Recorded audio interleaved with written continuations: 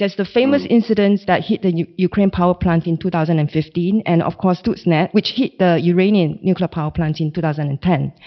What is interesting is that they rely on classic social engineering phishing in the case of Ukraine, and insiders in the case of Stuxnet, where the malware was delivered via a thumb drive, right? So they are not new. We have been running phishing and simulations, exercises, awareness trainings, and so on for years. Joshua, the question is, in your role as National Cybersecurity Officer protecting Cisco infrastructure from threats, do you see these phishing and insider challenges remaining frustratingly difficult to crack? They are, and I like your call out to the attacks in the Ukraine with Black Energy and Stuxnet, because I think those show us the extent that these attacks can ultimately have. When we get into the OT world, the consequences become much more severe.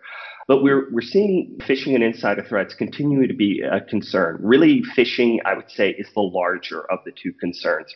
Regarding insider threats, I think the data does not bear out the magnitude of the problem. Certainly when you have an incident like a Stuxnet, where you have a very sophisticated attacker with a very targeted, diligent approach, very well funded, really under those circumstances, they can probably accomplish anything. Certainly we need to address the insider threat. The other thing that I'd like to see is security becoming simpler. I think that we have created our own problems in the industry by, and it's a natural evolution, but developing a special tool for every security problem. On the other hand, some might argue that, the more complex the security, the more secure the cybersecurity jobs are, right? I remember when I don't mean to date myself here, but going back 21 plus years when I joined Cisco. So, I joined Cisco in 1999. Before I joined Cisco, I was working in IT consulting company where we were setting up network servers. It was NetWare at the time.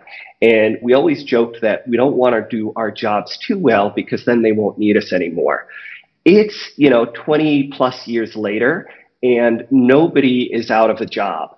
The demand and the skill set shifts. So whereas you used to have a network engineer who had to set up and configure routers and network infrastructure devices manually, today, because the network takes care of it, what they're thinking about is how they orchestrate the environment and how they integrate the user experience. So jobs will always be there. It's just what we do for the job will change. Very well said, Joshua. Thank you for your time today, and I hope that we catch up a year from now and how your 2 points develop. Jane, I really look forward to it.